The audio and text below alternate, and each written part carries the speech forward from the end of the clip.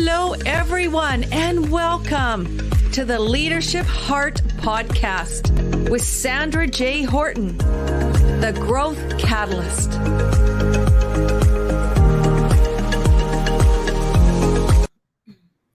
All right. Hello, everyone. It is my favorite day of the week. It's Friday, and you are here live on the Leadership Heart Podcast. This truly is my honor today to bring up someone who I admire so much.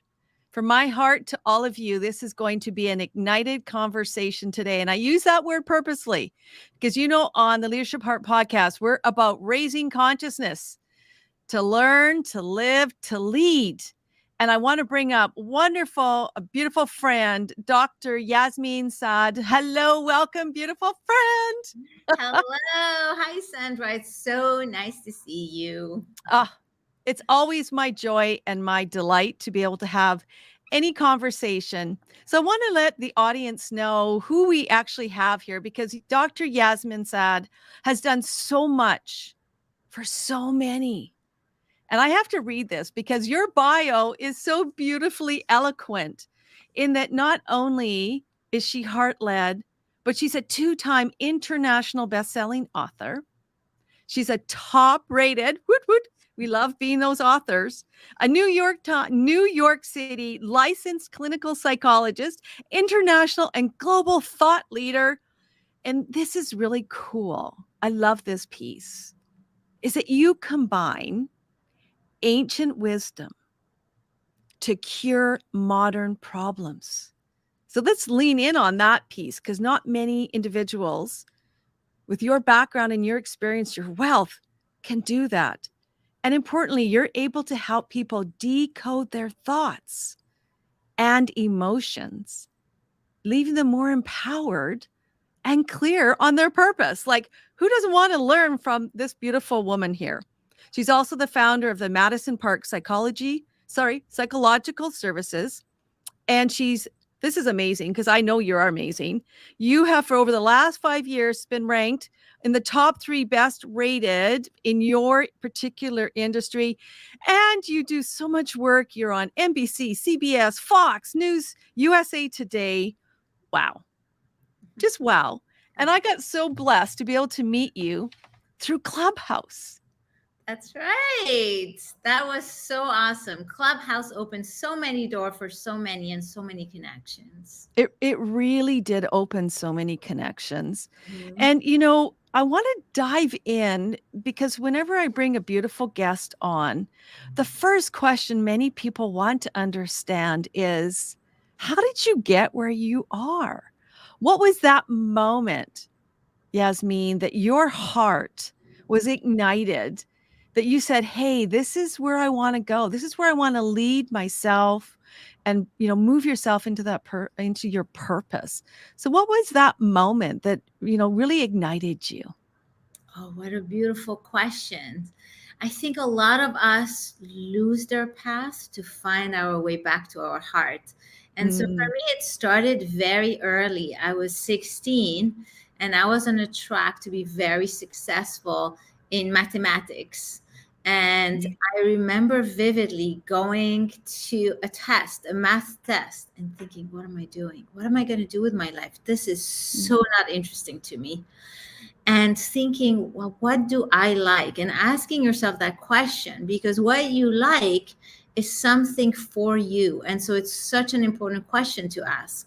And I thought everybody came to me. As you can see, I have a calm tone. I have a calm demeanor. So already at school, you are calm. People were coming to me for advice. And I remember really enjoying so much helping others and helping them calm down,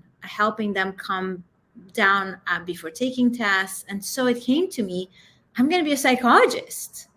And just like that. Wow. Just like that. In that moment, it became very clear.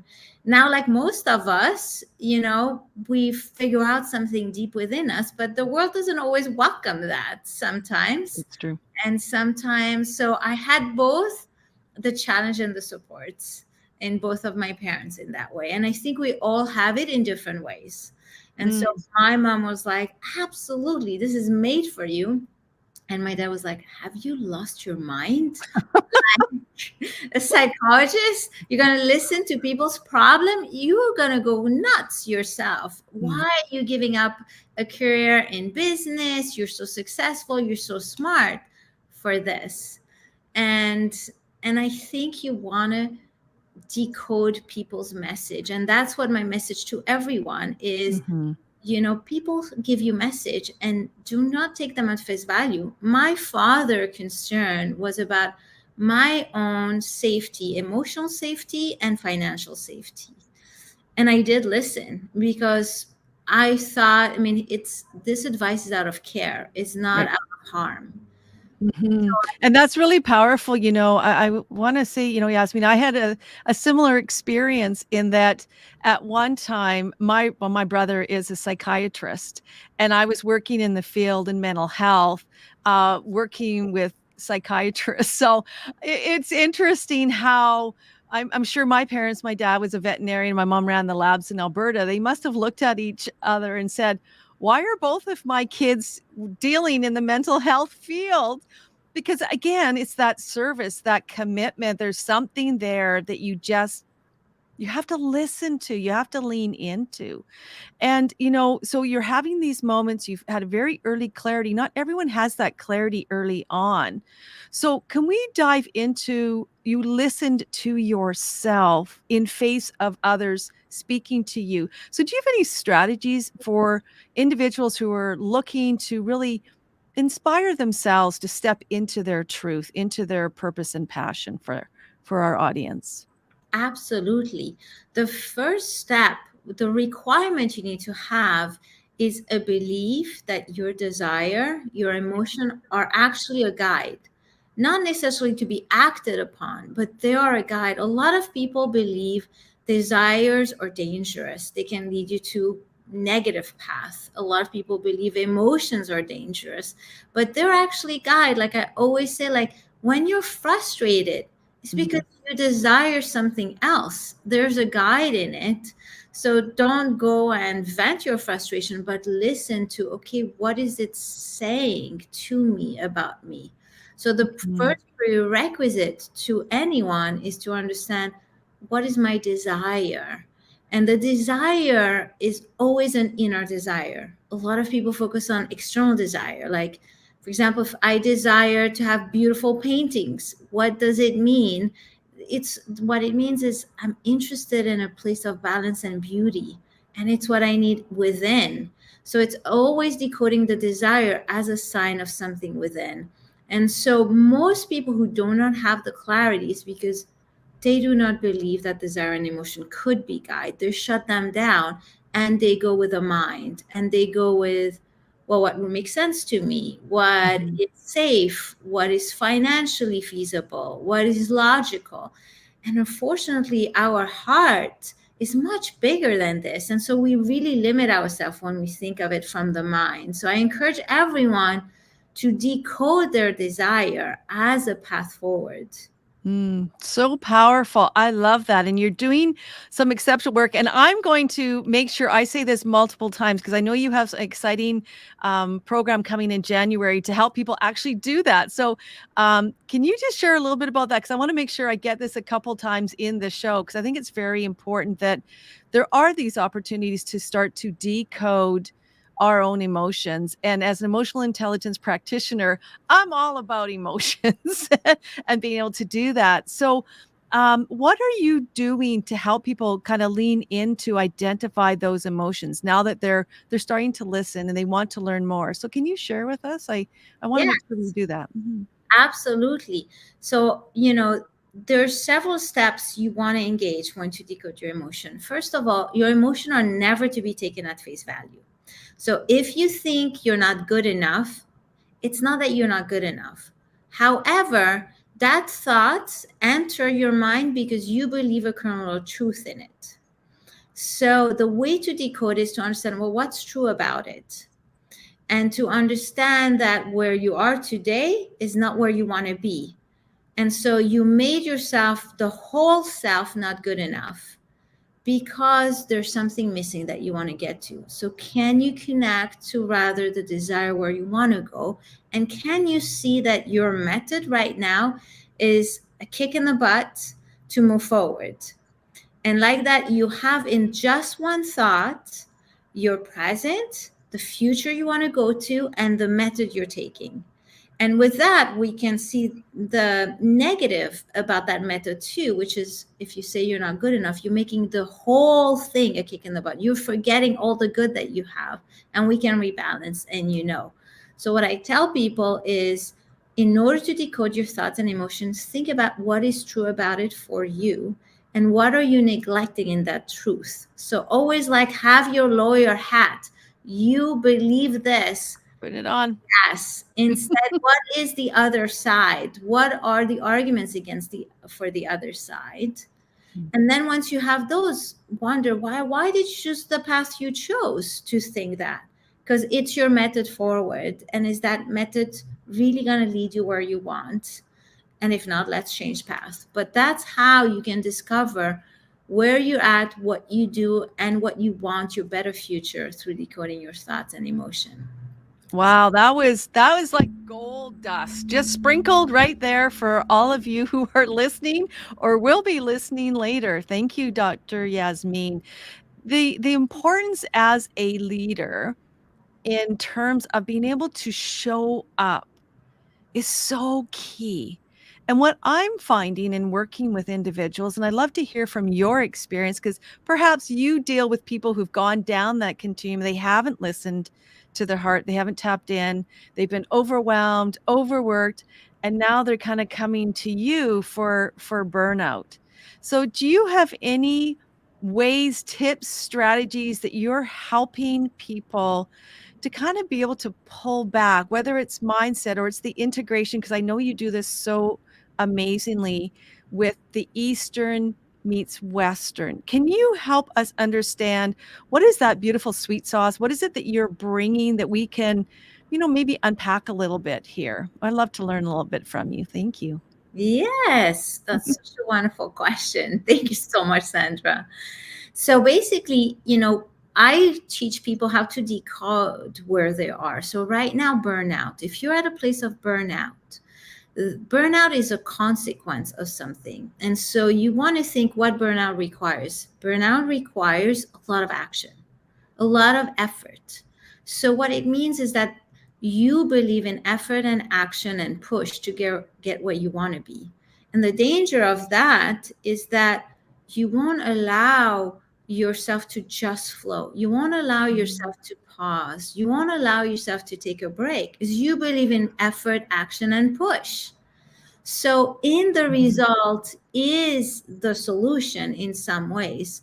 That here, what we have to tweak is this concept of how come to be successful, you need so much to push. How much that instead of honoring your biological rhythm, honoring looking within, honoring the rest and action, the balance between things, how come that honoring that doesn't lead you to where you want? And so you want to ask yourself the question because you're really pushing towards a certain way of being, and that way of being leads to burnout. And burnout is just a signal telling, hey, pay attention to the way you walk in life. And that way of walking life is leading you here. Yes, you're successful, but you're burnout. Wow, there's so many beautiful little nuggets in there I want to kind of draw in and talk about. It really is the increase of self-awareness, isn't it? It's that ability to stop, to be in that present moment. And I've learned, I can just speak from my own personal journey, the powerful transformation of learning how to be present. So in your own personal journey, it sounds like, you've had to go there in order to be able to speak it. We talk about that you have to have had that journey yourself in order to fully integrate it and to speak it. Can you share a little bit of like, how did you learn that? How did you learn about the presence of for yourself and what do you do then? Like, do you teach them mindfulness? Like, what are some of the other elements that other people can do as a leader if you want to truly have that moment of presence and begin to become more self-aware? Yeah. So it was a journey, an inner journey at figuring out what is happening within me. Why am Mm-hmm. I having this emotion in this moment? What am I feeling? Why this thought is coming? Really wondering. And what I realize is that our mind always put a valency somewhere. We are full of judgment in some ways. And so what we value, we will go towards. What we don't value, we will avoid. And so we're constantly acting on our values and judgment, constantly, constantly. And so the idea is not really to pause, but to notice like, oh, I'm moving towards action. So what is it I'm valuing? And in that process, you discover who you are. And then you think about, well, is there another way for me with this? So it has been a journey of figuring out what I do, when I do, how I do, and really having me live here and me observing myself, like constantly looking Mm-hmm. at myself and observing myself. Now, that's what I do from the mind perspective. I've been very lucky that hardship has led me to finding traditional Chinese medicine. So at some point, I was very successful in business, wanted to start a family, and I did that, and I had a miscarriage, like a lot of women. But it really totally threw me off balance and triggered series of reactions through my body, like allergy symptoms that I could not get rid of. And Mm-hmm. I found traditional Chinese medicine as a way of healing myself. Hmm. And through that portal, discover Qigong, which is energy based. It's slow movement that you do. That is the foundation of Tai Chi, traditional Chinese medicine, acupuncture, martial art. And so I started practicing it and realized, oh my God, this works. And it was magical. It was like I was very rational. It was very magical. I would do the movement and I was Beautiful. better. And I was like, what is this? And so I started studying it. And so it became something that I connected to and that I practice that actually is like an inner shower. Because we Mm-hmm. all shower in the morning, but none of us really do an inner shower of showering the stress that came through the day, showering your thoughts, showering in a shower. And so Qigong is helping me to have a constant inner shower. And so that's what I teach other because that's what I connect with. But I also Mm-hmm. tell people you have to find what you connect with. This is one way. If you connect with it, it works. If you don't connect with it, find yours. Oh, wow. And I love that. It really resonates for me. I reflect back, my mom's gone now, but, she did Tai Chi all her life. I always remember or being physically active and her saying very clearly before I started my own energy clearing work is the flow and that focus and just the smoothness and the easiness. And it's interesting, and this is my next question to you. In leadership, because of the demands that leaders have day in and day out, they can get on that treadmill, not at burnout, but I'm just talking like regular going and things that are happening to you, which I always say are meant for you. We always can learn through that process, but it's in the goingness that I love the ease of the transitions through some of these practices that I've evoked and grown. And really it's about having that openness, isn't it? It's the openness to possibilities and balancing. And how do we balance? So, what have you found really works well for different types of individuals to find balance? So, whether it's feminine, masculine energies, like anything you can share on that. Because for me, I've found that I tend to go into a more of a male masculine role. And it's like, okay, wait a second. Let's pull back. You need to balance both. Can you speak on that from your experience and how that shows up in your practice or your work with individuals? Yes. First, it starts by observing the person. You first have to start with you and where you're at and notice the subtle changes so that you can notice when you lean into something or something else. And Mm, so that observing eye is so important. So a lot of people nowadays in society are go, go, go. There's a pressure to perform, there's a pressure to be, there's the idea that you have to push to get, that Mhm. people listen too much to their fear, too much to their anxiety. So as a counter, they push, push, push, push. Now, the issue with that is you lose the space where you can rest and observe and recoup. And so, what I always try to do is, where do people push too much action and Mhm. how difficult it is to be in inaction? And so, the way you pointed out, balancing the masculine and feminine is one aspect, but it first starts with observing what you lean on. And masculine is way much more of a push, push, push, push, way much more of that place. And so Mhm. it's about noticing, but then it's understanding the belief that are behind it, because you go there for underlying reason, underlying belief. And until you really work those, it's just going to be a little bit band-aid, or you'll be like, oops, I'm doing it, let me shift, and oops, I'm doing it and shift. But you constantly have to do that. It doesn't naturally shift until you realize something like, ooh, vulnerability is not the best for me. I deal with it through going to masculine side. Or there's something about feminine that I don't feel so comfortable. But you have to figure out what is the root cause. The moment you find the root cause, you know where the inner work is. And if you do that inner work, this dissolve itself. You actually don't have to pay attention and observe and rebalance and all of that. So it's all a matter Mhm. of going deeper and deeper and deeper until you have the clarity. And then when you do, something just naturally dissolve without you realizing. You wake up one day and you're like, oh, I'm not doing it. I'm okay. This is all good. Yes. And it is a journey, and that's the interesting piece. And I know many of our shared friends were in, masterminds together. We've spoken on stages together, and it really comes back to authentically knowing ourselves and authentically opening up and showing our vulnerability. And that's the number one key to great leadership, isn't it? To be open, have vulnerability, but also show courage.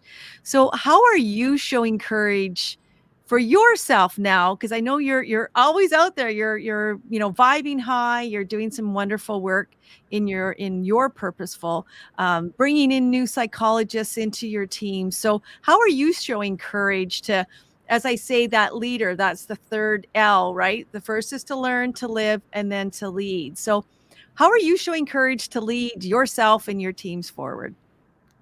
So I'll answer that question a little bit different way, which Sure. is, courage still requires a push. That means Mm, courage means you don't have what it needs inside. So you have to muster something. You have to muster the courage. So I don't think about it as I'm showing courage. I actually think about it, you are born with everything you need in your life. mm, All the secrets ingredient are inside. You just have not connected to them all and have not made the magical recipe, but the ingredients are there. So the way I show up is really by understanding that everything coming my way is for my own growth. And so it's not about giving to others, although I give so much to others, but it's actually not at all about that. That's a by proxy, that's an end result. What I do is I go deeper within. And when I go deeper within, I shine brighter. And when I mm, shine brighter, it impacts more and more people. And I radiate at a larger circle.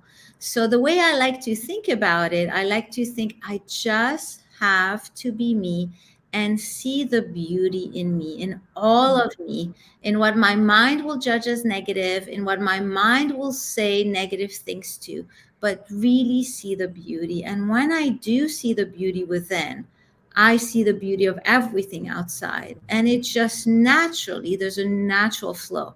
So that's why I don't think about it as courage. mhm, Although some people would think, well, it's courageous to go inside and internal. Like, you do have to challenge yourself a little bit. We mhm, are all a balance of support. But I more think about it that way. So the way I'm showing up, and I tell my team that I make an effort to be as balanced as possible before I come to team. I practice my qigong, I clean myself out. I do a lot of things so that when I come, I give you my best. But if I don't give you my best, it's because I have to hone in something for me. So I also don't beat on myself either. I have a flow between the two. And so what I want from people is just Mhm. the intention to be aware, observe, and go with it. That's all that's Mhm. needed. I thank you for that, and also the reframe and the clarification, because that's words are so powerful, aren't they? And Yeah, how we frame our words matters. And yeah, the interesting space, I know we have about 5 minutes. I wanna really dig in a couple of things around mindset and kind of more into that clinical opportunity, the mind and the subconscious mind. I mean, it's so natural for all of us to easily just kind of live in our primitive primitive brain. It's so easy for it to fire if we're concerned, if we're fearful, we're anxious. We naturally go into that way. Do you have any tips or strategies for managing yourself if you're say constantly being triggered, or your natural way is to be in this heightened state? Is there anything that people can do today to begin to reprogram or repattern, or at least we talked about the awareness piece, but anything to calm themselves or manage that piece, I think would be a wonderful learning for many people today. yes. So I use a lot of energy, acupressure points, things that you can touch. So you can put both hands on your heart and massage like that. There's a lot of energy if people are Mhm. interested in that route, other than the mind. But there's also understanding that when you get triggered again and again and again, is there's something you haven't learned about yourself and the situation. And it's looking at there's an inner ability that you need to develop. So in the moment, you might be triggered, but it's the first place we learn is the afterwards. Afterwards, when you Mhm. calm down, you have the ability to reflect. And when you have the ability to reflect in the aftermind, what is it that you see? What is it that you analyze? And maybe for most people who get triggered and have an emotional response, is in that moment they believe that's what they need for a certain purpose.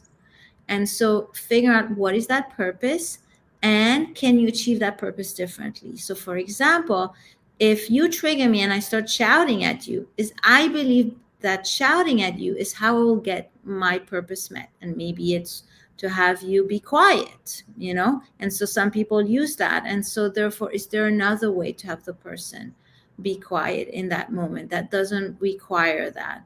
And really analyzing and in some way reprogramming it that way.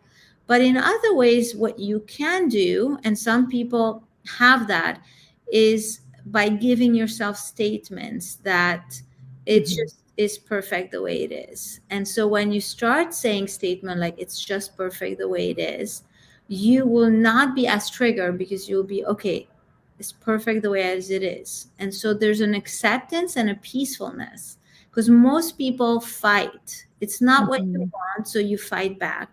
And the idea, any statement that evolve any acceptance will be very useful to deactivate people.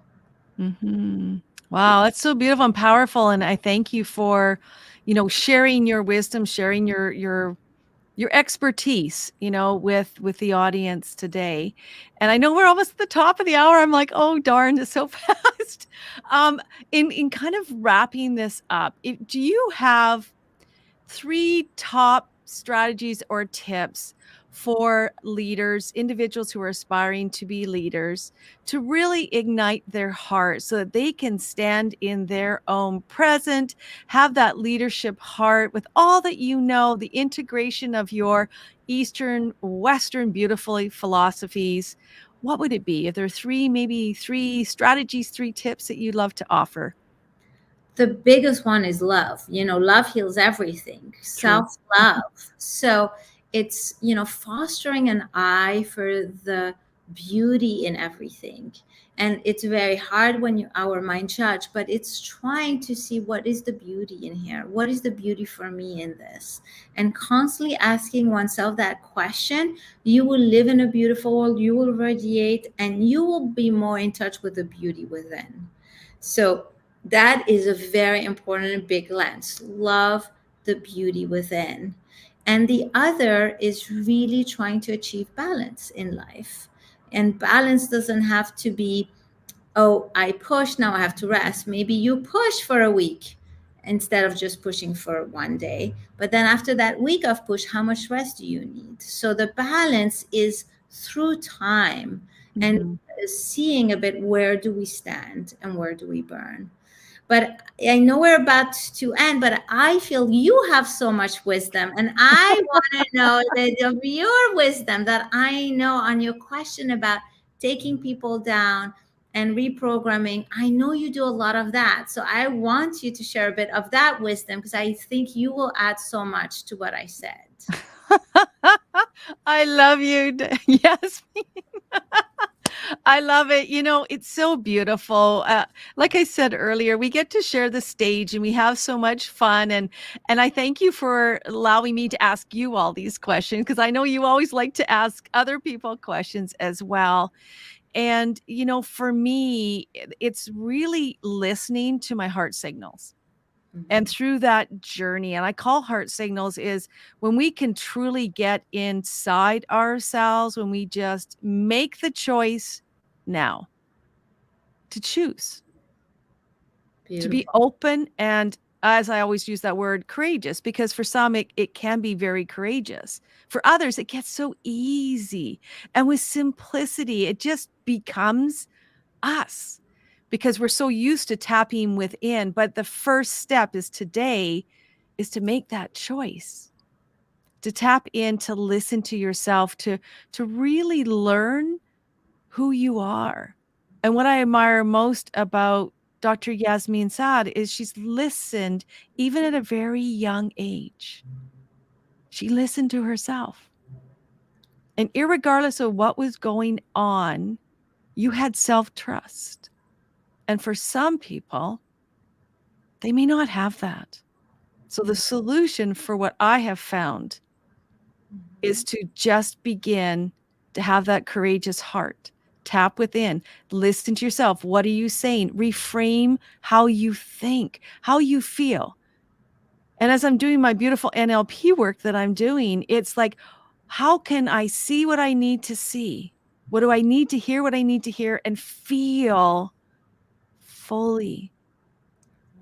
That's And beautiful. that's the power. And that also comes, I stand on the shoulders of our beautiful mentor, like with Rex Sykes and many others that I've learned through and from, and continue to support that work. We're able to transform, right?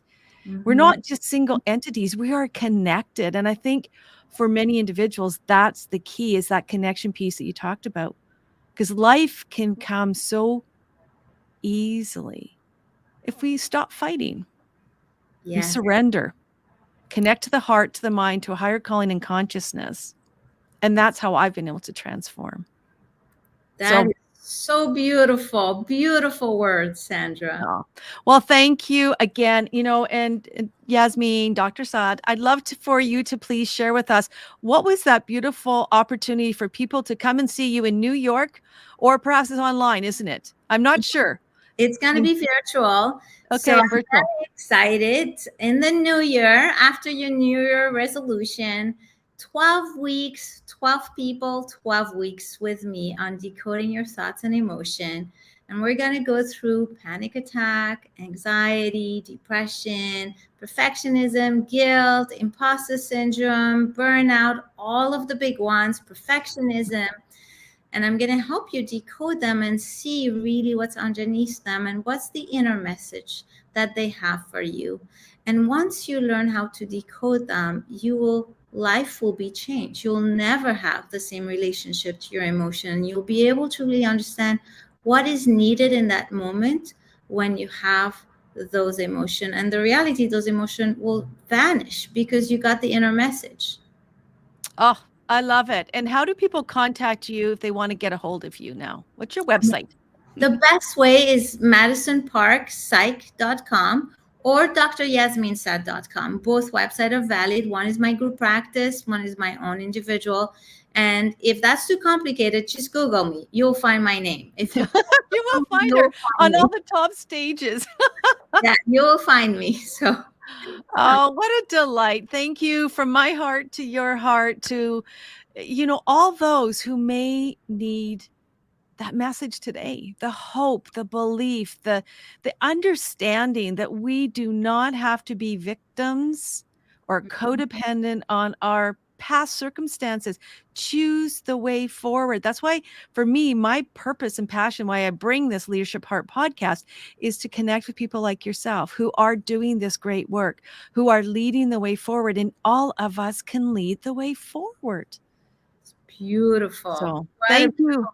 Thank Thank you. you for this. I will bring right back with you, and I'm just going to exit and say thank you, everyone. I look forward to seeing you next Friday at 4:30 Pacific. Yes, on the Pacific Coast. A little bit later for you, Dr. Yasmine, in the Eastern Seaboard. But I thank everyone for coming today, and I truly look forward to seeing you next week. Sandra Horton from the Leadership Heart Podcast. Want more information about me? Please visit www.sandrahorton.com and look forward to connecting with you there. Thanks, everybody.